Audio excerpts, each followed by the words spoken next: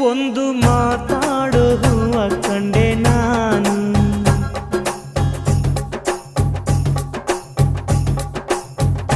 ಬಾಡದಂತ ಪ್ರೀತಿಯ ಹೂ ನೀನು.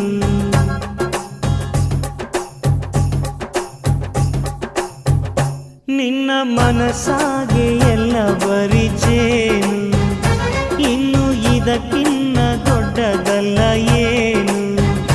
ನನ್ನ ಬಾಳ ಸಂತೋಷವೆಲ್ಲ ನೀನೇ, ನನ್ನ ಹಾಡು ಸಂಗೀತವೆಲ್ಲ ನೀನೇ.